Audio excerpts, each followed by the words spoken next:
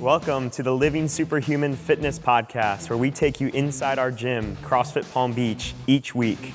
It's here that we are creating new superhumans every day, transforming people's lives, helping them reach a level of health they never knew possible. We strive to answer your most burning questions on fitness, health, nutrition, training, motivation, mindset, lifestyle, and more. If you have a question, please email us at info@crossfitpalmbeach.com. You can also learn more on our blog, livingsuperhuman.com. And if you have a moment, we'd love a review from you on iTunes. All right, it's time. Let's stop being average and start living superhuman.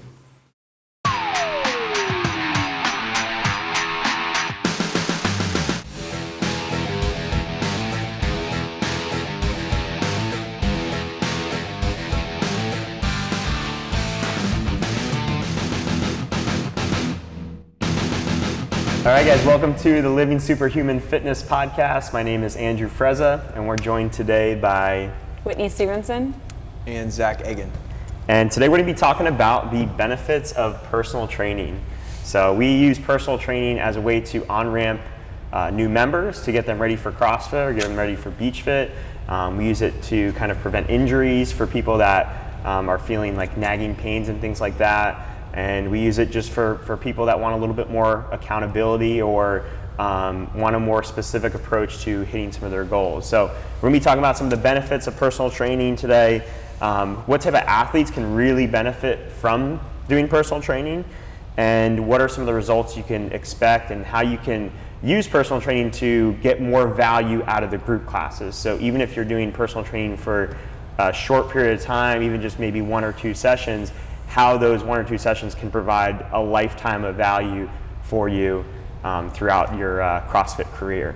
So what are some of the key reasons, key benefits you guys like of personal training that you've done with members or clients? I mean, for me, I think honestly, I think the most important part of the personal training sessions is that initial session or initial couple sessions where you're assessing them. You're giving them a really good assessment of how they're moving, how do different parts of their body move, how do they function, do they have a lot of dysfunction, which I think ultimately down the road, that's where the injuries happen, is because you're doing things at a very fast pace, you're adding weight, you're progressing with your weight and movements, and then you have some sort of imbalance or dysfunction that comes along with that, and it doesn't get corrected from an early stage. And I think that's the biggest benefit that you get out of personal training, is just being assessed by a coach and having an understanding of where you may be lacking in certain areas, not just in your strengths and weaknesses, but also just how the patterns and parts of your body move.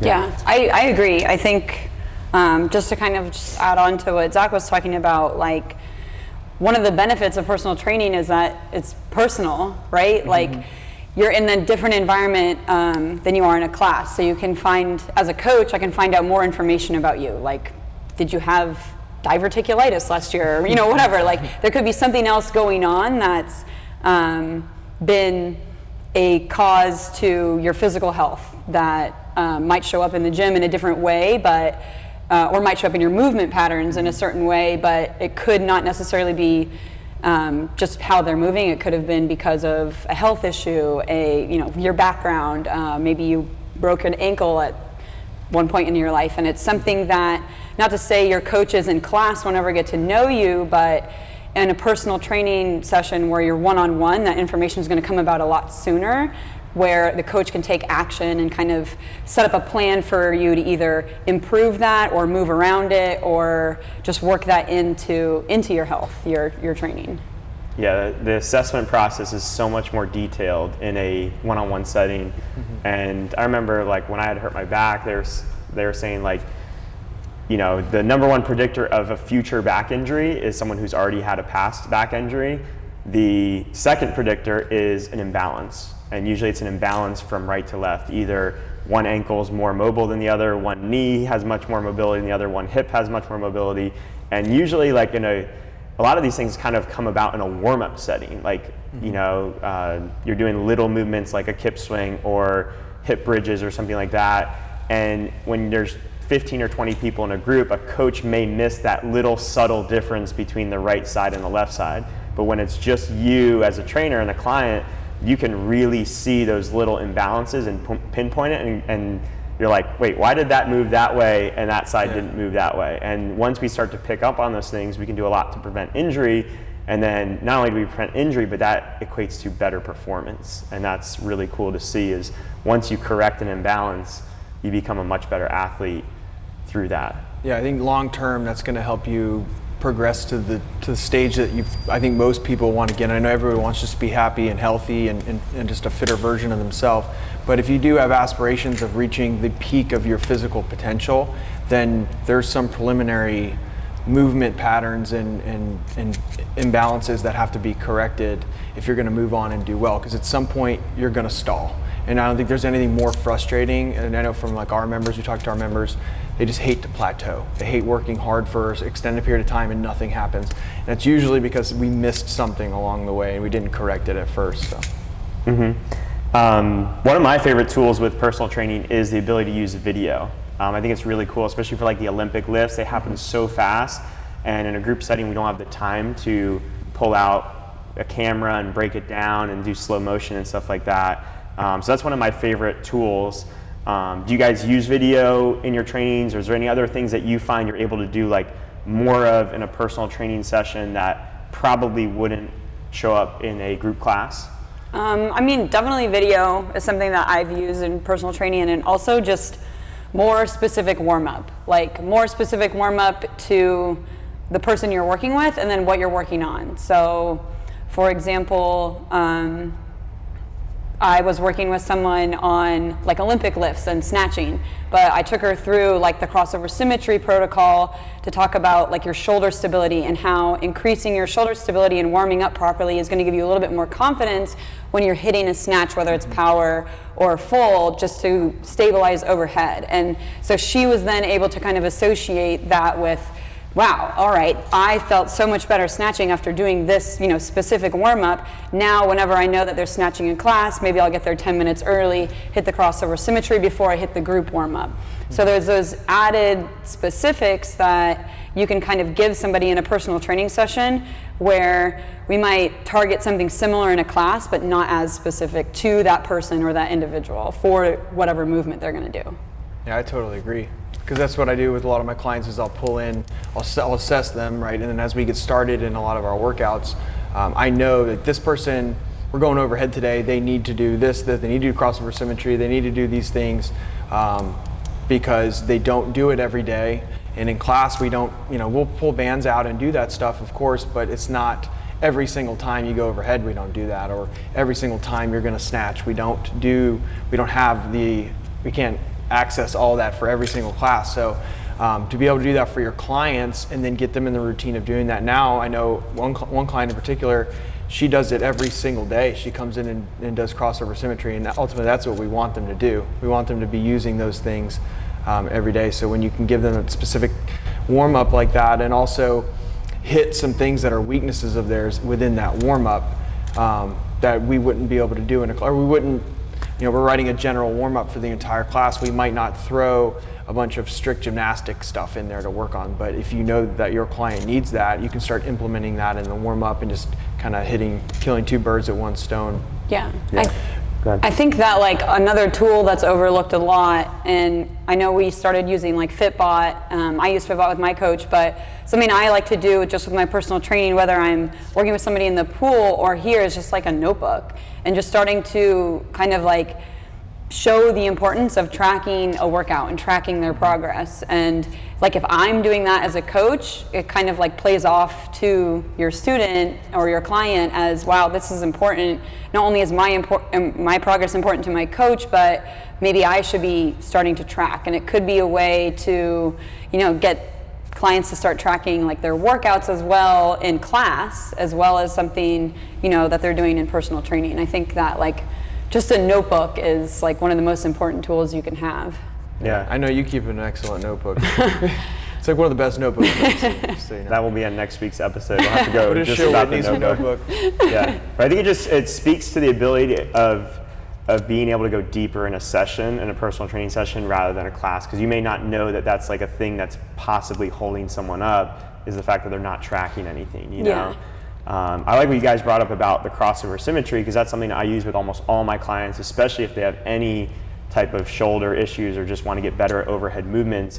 And I think it points to like the equipment limitation that you may have in a group class that you don't have in a one-on-one session. So we'll do some elaborate setups where we have benches on boxes and we're doing Chinese dumbbell rows, because that's the thing we feel like is needed for a client, where we can't really set that up in classes. Or maybe we're doing yoke work or sled drags, because we feel like that's something that's going to help someone engage certain muscle groups that they're not using. Or maybe using the Olympic lifting blocks and learning how to jerk from the blocks. There's little things that we can't really incorporate into a group setting that we can, you know, just from an equipment and logistics standard or standpoint, we can incorporate that into personal training, which is cool. I liked your point about the video too, because the video is unparalleled. I mean, you can't look at a mirror and do a snatch. I mean, you could, but you shouldn't, right? You should be picking a target that's not moving and you're focusing on that one thing and you're hitting a snatch.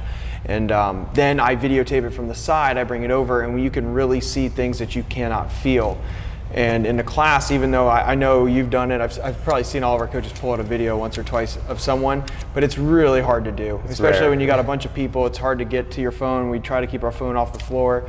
So that's something that you're not going to get in a class. When you have somebody videotaping you and you're wondering like, man, I've been working on my snatch for 5 months and it hasn't gotten any better, probably need to have a private lesson with a coach and have a video analysis of your movements, because that's going to help you improve in some of those technique things with snatch and clean and jerk. Yeah, it really teaches you an awareness. Like, you know, you're not going to use video like forever. You're not going to use it when you want to at max, but you know, okay, that felt this way and it looked this way. And sometimes when you've never videoed yourself, it feels a certain way, but then you look at it and it looks completely different. And once you see that, you're starting to build these little pieces of awareness to say, okay, how can I make it feel so it will look the way I want it to look, which is really cool. Let's talk about like programming a little bit. So people that do like more consistent personal training, how are we able to adjust like programming from a long-term perspective, whether it be the sessions they do with us, or even potentially how does that affect the programming that you see in classes and their approach to that programming? Well, I think with my clients, we've been able to just attack a lot of weaknesses that they have, which when you're doing a class, you know, we want to have a lot of variance there. We want to touch everything. We want to keep it, you know, new. We want to, every single day you come in, we want it to feel really different, and so you enjoy it and you don't get bored with it, which is all very, very important in maintaining a program over the long term.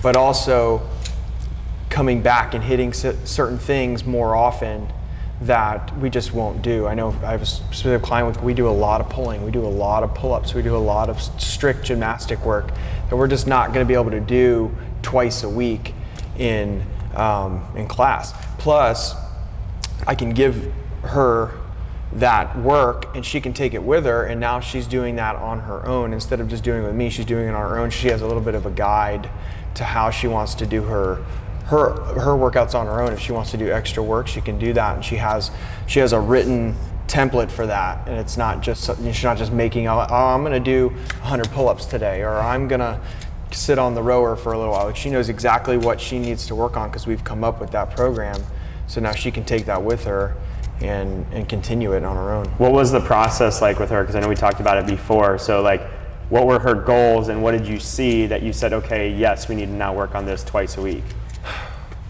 Well, I think her goal is eventually to be able to do, she wants to do butterfly pull-ups, she wants to be able to do a muscle up, and she has kipping pull-ups. She actually has quite a few of them, but as we got into really slowing it down and getting into an assessment, she's not able to do any strict pull-ups.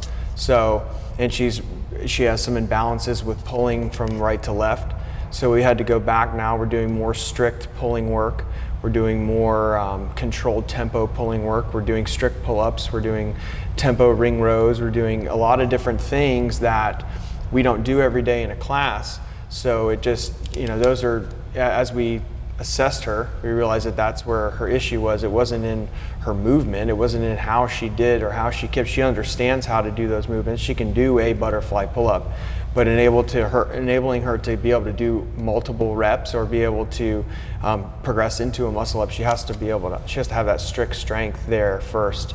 And I don't know how that developed, maybe from doing CrossFit over the years and jumping into class, learning how to do a kipping pull-up. Now she's got them. Yeah, let's do them. Got better at that. There's just a strict strength there that's not present, and it's got to be. So yeah, we had to go backwards now. And you just see her blossoming in class. Just everything's getting so much easier for her, and it's translating into other things like her clean, like her deadlift, even other movements like toes to bar. Things like that are getting much easier because she's developed strict strength over just a dynamic kipping movement. I think like as specific as personal training can be, like you're talking about strict strength with the specific like person, but personal training you also have like some freedom with. So if they are like doing the class or doing like extra competitors work or something, and then they come in to see you for personal training, you can have that one-on-one conversation, which can just be a daily assessment, and maybe you're switching up. Maybe they've already done strict pulling and then you're changing it up to, instead of pulling from a vertical plane, they're pulling from a horizontal plane, or like you're able to kind of change up the work to still match with like the mission you want to accomplish, but not necessarily overload them. I know I do a lot of this with just clients that I work with in the pool, because they're still either A, like coming to the gym, doing competitors work, or B, they're swimming on a club team, and I have to they're already putting in this extra work, and I'm there as more of like a technical coach. I'm there to kind of like find the imbalances and like give them work to kind of correct that. And so when that's my job and that's their goal with me, I have to have a little bit of freedom in my programming to basically accomplish what I want to do with them and their goal with me, while honoring the other stuff that they're doing either in the gym or in the pool. So that's the thing I kind of really like about personal training, is you do have this freedom, which you have a dialogue with this person, you have a relationship with this person, and you can kind of grow and build off of that. And I think that's what kind of makes not only like a great personal training session, but that'll make a great athlete. Like they're gonna become better because of that. Yeah, I know a lot of times my client will come in and I'll have, A, B, C, D down, and then I'll look at yesterday's workout and I know she was there, and it'll be exactly what I have for part A. So right, we're gonna scratch that, we're gonna do something else, and just kind of having a plan, but not sticking to it if you know that person's gonna be doing that with their normal class schedule. Mm-hmm. Do you guys find that I tend to find the same athlete is way more coachable in a personal training session than they are in a group setting? Meaning, I think there's a pressure in the group setting maybe to go a little bit faster to keep up with the group. So you may want to like cue someone to improve their clean or something like that, improve their pull, and because it's happening fast, even in a strength WOD where there's rest built in and it's not really happening that fast, that athlete is a little bit less receptive to coaching in a group environment than they are in that one-on-one environment. I think because they know they've paid for that session, they know that this is all about getting better, they're almost more open to the coaching and they're more willing to ask questions, and it's like the same cue from a coach gets more value in a personal training session than it gets in a regular class setting. Do you guys see that and experience that? Yeah, I do, and I think it even goes into, like we were talking about earlier, like with the warm-ups and everything like that. Like you'll get into a warm-up with different movements. It might be the same movements that we have in a warm-up over in the class, but just with a little bit of explanation, and they now have a little bit more knowledge about the reason why we're doing it. They are just a little bit more receptive to that, and then they start to get excited about that, and they appreciate the warm-up and all the movements we're doing in there, because this is what I've assessed and I've seen, and now I'm prescribing this for you in your warm-up, and we're really going to take the time to do this perfectly because this is what you need. Where you might have, that might be the same thing that was written on the warm-up over there, but you're in the class, you're talking with your friends, which is fine. Like we want you to do that, but you just don't have that same focus on that portion of it. Whereas you get into a personal training session, you say, hey, we're going to be doing single leg glute bridges, and we're going to spend some time here. We're going to sit in them. We're going to do it at a tempo. And in the class, they might just kind of, all right, I'm just do this real quick, be done. But in the personal training session, like, here's why we're doing this. This is what I've seen, and we got to focus on this. And there's just more of just a little bit more assertive for that. Yeah, I think like the intention behind personal training is not to get a workout in, but to get better. I think that's just the value of it. I think that's why people, they know that they're not good at something and that they want to get better, and thus just putting that effort in gives them probably as good as or an even better workout than just going to the class. I know when you even get 100% from somebody just in a specific warm-up, they're probably drenched in sweat, like, whoa, I didn't realize like how hard single leg deadlifts could be, or something like that. And they might even just be using like the pink kettlebell. And when you get that 100% effort and like the intention behind getting better at something, you're still gonna get just as good of a workout, whether or not your intensity is reaching the same level it would when you're competing in a class. Yeah.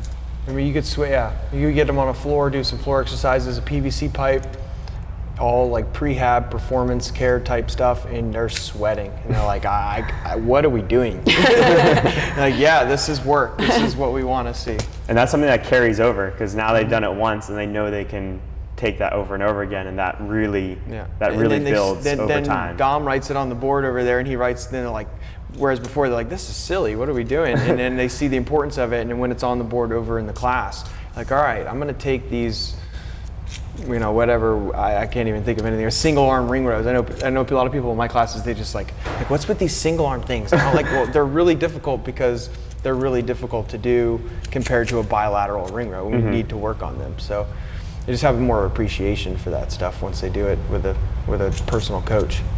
Yeah, I liked also in my sessions being able to get really like tactile and hands-on with people. I think sometimes in a group class it's not as well taken when you're kind of like moving people around, but in a one-on-one session that really helps you to feel things, because it's so hard a lot of times to get someone to move into the right position, but when you can actually just physically move them there into that position, they can get there and feel it a lot better. So I really, appreciate being able to do that in a personal training session. One thing I want to touch on was being able to kind of like break down progressions, and also like being able to figure out, I think we talked about a little bit with Zach, but like it's not always cut and dry when it comes to like getting your first pull-up or getting your first push-up or getting your first chest to bar. I think a lot of people are like, well, why do I need a personal training session? Just give me a program to get my first pull-up and I'll do it on my own 2 days a week. But I think what people don't realize is that the reason you don't have a push-up, it could be a number of it could be 100 different things. It could be that your form's just incorrect. It could be that you're not using certain muscles. It could be that you just need to get stronger. It could be that you need to do a different movement altogether, a progression to then eventually get to that point. Like maybe you've skipped a step in the sense of like a kipping pull-up and not having strict, and you need to do a completely different movement, not more kipping pull-ups or more kipping chest to bar to get to your muscle up. So what's kind of your approach with that? How do you guys look at that, or how can you help athletes with that? Well, the best way to do it is to have a progression for every movement that you do. So if you know you're gonna work on a overhead press or some sort of like, let's say handstand push-up, okay, I'm gonna start with a tripod. Can they get in one and hold themselves up on that? Can they do a handstand hold against the wall? And all these things which, as you start to think about it, they seem pretty obvious, but having a structure to that for every movement and saying, I'm gonna start with this for handstand push-up. Okay, we're gonna test the handstand push-up, and we're gonna start here, and we're gonna do step 2, and we're gonna do step 3, and having that written progression, and they're all different for different movements, but having a routine that you do with every single one will allow you to not miss anything for your client. I hope that answers your question. Yeah. I think like a personal trainer or coach or somebody working with you consistently through a progression can hold you accountable to actually like doing the progression. Like I see so many people who think they have a wall walk. Oh yeah, I have wall walks. Okay, show me your wall walk. They go up the wall, it looks okay. They come down the wall, it's like a snail. Like sliding their legs, like there's no core stability, they're totally, or they're just crashing. And they think that's a wall walk, and they don't understand the progression of you need to come down stiff as a board, walk your feet down, walk your hands out, your core should not change, you should be stiff as a board. So, I mean, just even being able to hold somebody accountable to coming down the wall off of a wall walk, even when they think that they have wall walks, well now we need to break it back even further. We need to see if we can hold a high plank for over 90 seconds. Can we hold a high plank for over 90 seconds? Okay, now let's try a wall walk. Try to hold that same position. So like, there's things in your mind, like you think, oh, I can do a wall walk. I'm capable of progressing on my own, knowing what progressions are. But really, if I showed you what you were doing, and I showed you the correct version, you'd be like, oh, I'm missing some steps here. And like, that's what I think the personal trainer or the coach comes in, you know, to keep you accountable to the progression, versus where you would just be like, all right, like, I'm ready for handstand push-ups now. You know, like you would just want to skip. Like my nature is to skip. Like I'm ready for a 300-pound back squat. Like let's put it on the bar. But there's a progression to get there, you know.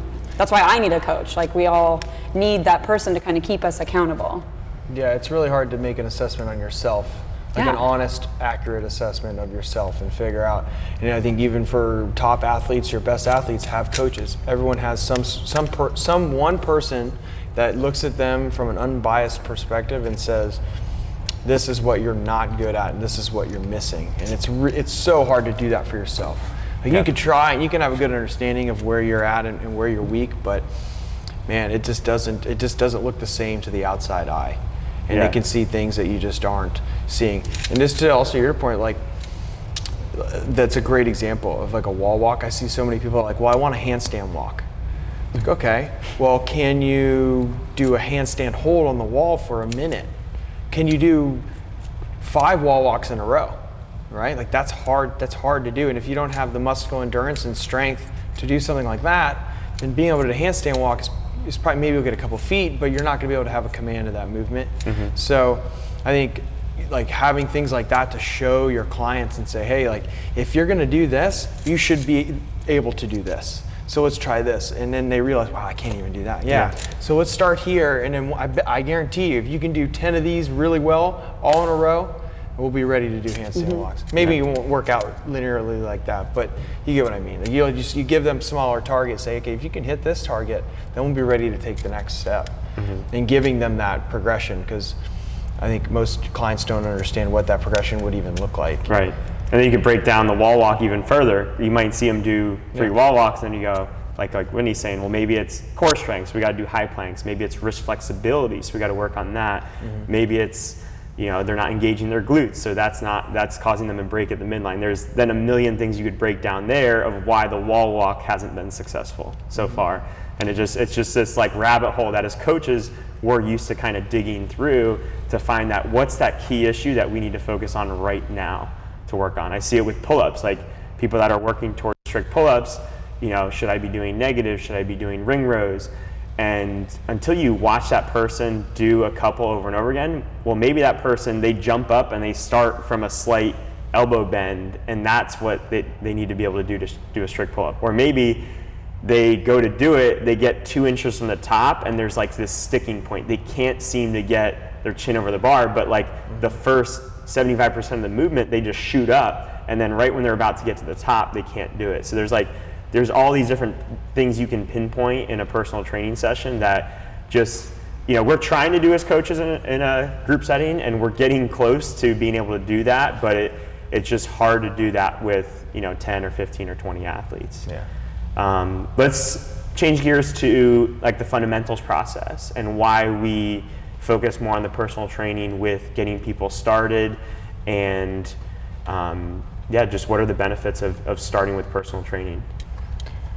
Well, I mean, since I've been here, we've had it this way since I've been here, and I think it's definitely the best way to do it, because everyone comes in with a different background, and they may have had They may have worked out at a gym that wasn't CrossFit, or they've been at a CrossFit before and they didn't do a very good fundamentals program, so they have a lot of bad habits. So some people, and actually those are my favorite clients to work with, they're a blank slate, right? They haven't done any of it before, and you're just teaching them everything from the beginning. But then you'll have somebody who comes in and they're like, well, yeah, I've done a ton of CrossFit before. All right, and you get them in, you realize, man, they got a lot of bad habits. They learned a lot of bad things, or they developed bad habits and they weren't corrected, or whatever it might be. And so you don't want them going into your class and then you have to slow down the class for them, or they have to relearn something and now they're totally lost, or other people are watching them and they're realizing that they're not sure which way to move now because they're looking at them. So I think for the personal training, for the intros, it just gives us a good idea of, you know, where that person is at, and giving them everything that they need to get into the class and be productive and be able to add to the class. Because we put somebody in there who, you know, doesn't move well, but they say, oh, I've worked out before and I've done this before, but then we put them in class and they don't move well at all, or they have an understanding of what the movements are, but they can't perform them. Well, now we have to go backwards, and we have to slow the class down, or we have to spend a lot of time with that person in class. I don't think anybody wants to be in that position where they're the one who's slowing the class down, and they know the coach has to slow down for them. So putting them in a personal training session makes it easier on both the coaches and the new client. Yeah, for us, having that sort of barrier to entry to our CrossFit classes, with Beach Fit we let people jump straight in, but having the barrier to entry on the CrossFit side really allows us to continue to provide value to like our intermediate and advanced members, the ones that have been with us for a year, 2 years, 3 years, or 4 years. We don't want anybody to ever get bored or ever to stop learning in the group setting. And you know, there's certainly benefits beyond the group setting that we've already talked about, but we still are still trying to deliver a great experience in the group class. And when we have people just jump straight into those group classes and they're sucking the time of the coach, it takes a lot away from the advanced members. So it's kind of a twofold thing. One, we feel like it's the best way to get the new person prepared for classes, but two, that by getting them prepared, we're allowed to teach things a certain way in class that keeps everybody moving better. So we do a lot of position work for the snatch in the class, and we'll refine positions, rather than focusing on the fact that a snatch is from the ground to the overhead, because that's something that someone should have learned in fundamentals. So by not having to dumb things down, it doesn't mean we're going to skip the fundamentals, but we don't have to dumb things down in classes to cater to our newest people. We can kind of focus on the intermediate and advanced athletes and keep providing a great experience for them. But I think also when you have, like, for example, an on-ramp class, and you've got 10 people, and let's just say 10, it could be less, but just say 10 people, and they're all from square one, and you've got one coach, 10 people, and none of them have done this before, it's going to take a while to get all of them to move really well. It could take months to get them to move to where we want them to be for our class. Whereas if we do personal training, we know 3 to 5 sessions, somewhere in there, like it's going to be ready to go. And if it isn't, then we can have a further discussion, like, okay, maybe we could continue with some personal training for a little bit longer to make sure you are ready for class. But it's that one-on-one checks, and it's like that check and balance. Like, we know that coach knows you're ready. You know you have a good knowledge of everything because you've been one-on-one. You haven't had to share your time with any other people. It's just you and that coach. So you feel confident. The coach can sign off on that, saying, hey guys, I know so-and-so, they're entering class, they're ready to go, I'm done with them. And it's just a good process to ensure that everyone's moving safely and enjoying and getting the most out of. Yeah, I find with new people, like, you might have, so let's say you have 6 movements you want to teach them that day. In a group class, you got to kind of disperse it ahead of time and say, we're going to spend this much time on each movement. In a personal training, they might pick up the kettlebell swing like that, and you spend 2 minutes on kettlebell swings, but then you get more time to spend on the snatch or another movement that they're struggling with. So you really maximize that time with a personal training session. I think it's worth 2 or 3 group fundamentals classes, even if it's a small group of 4 or 5 people, because each movement that they pick up quick, you move on, and when they don't pick up on something, you can spend a lot more time on it and get it dialed in. get it up to speed. Yeah, I think also too, just getting those people familiar with like what barbell to use, what kettlebell to use. So like in your 5 fundamentals, your client is learning so much information, like just with the knowledge that they get from an hour spending an hour with a coach, you know, one-on-one. They're getting so much information that by the time they go to a class, they're going to be a little bit more honed in on like how to scale the workout for themselves. They're not going to be like trying to go and lift the men's bar, like, because they know they never did that in their 5 sessions with the coach. They always use the yellow trainer bar, whatever it was. So I just think there's so much information that you get. Like, think about just us spending like an hour with each other. Like just in this podcast, I've probably learned so much, and like your client gets that, and your hands-on coaching, 5 hours of that. And so they're gonna enter class just with a huge base of knowledge versus just kind of like being thrown into just like a group setting and like good luck. Like, what's an hope AMRAP? Hope you figure it out. Yeah, what's an AMRAP? What's an EMOM? What does, you know, HSC mean? It means hang, squat, clean. But we can go over those things. And not that they're still gonna ask those questions, but just get a little bit more familiar with the terminology. Also, the relationship that you get with that client, because I know anyone that I've done an intro with, I still will see them, I'll stop and talk to them, or they'll stop and say something to me like, hey, I just did this, or I just did that. And we built that relationship because I was the first coach that they had. So I'll always have that, not special relationship, but it's a unique relationship that the other coaches don't have. And there's nothing wrong with that, because they're going to meet all the other coaches, they're going to develop those relationships with them as they get to know them through class. But you'll always have something a little bit unique. You can always fall back on that relationship. Yeah, someone to text. Yeah, if you have some question about, it happens all the time. I have intro clients that are like, hey, I want to do the deadly duo. What division should I do? You know, and we haven't talked in a couple months, but they, you know, they had a question about programming or a question about movements, and they felt like they could ask me, so they text me. It's just a cool relationship.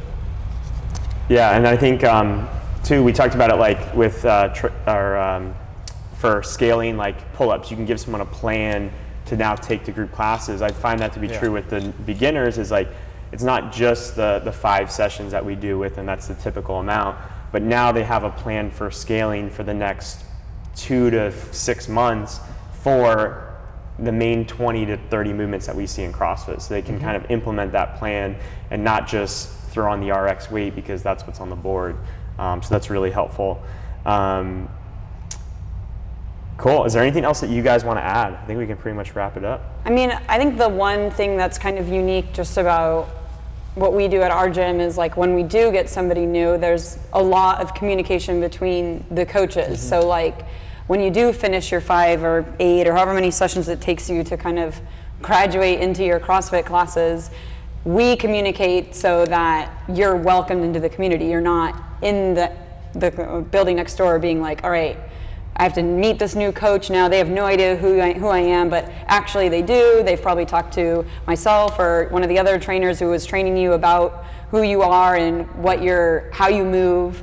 We're getting better about putting pictures in, so we'll know what you look like soon. It'll be like a psychic experience. You'll walk in and we'll be like, Jenny! You'll be like, oh, how do you know me? That happened to me just this morning. I had a client, because and it's not for personal training, but we communicate as coaches. We have our coaches board on Facebook, and we communicate to each other. And like she said, we put pictures up, we write a little paragraph about, you know, the background of this individual and what our intro was like and what did they struggle with, what were they really good at. So when you come in, you know, if that coach that you worked with in personal training is not the coach of the class is going to be somewhat familiar with you because they've heard from you. They've, you know, had a little explanation of how you move and just what you're all about. So that's something that I think that's why our process is the best. Yeah. Cool. All right, we'll wrap it up there. Thanks for joining us.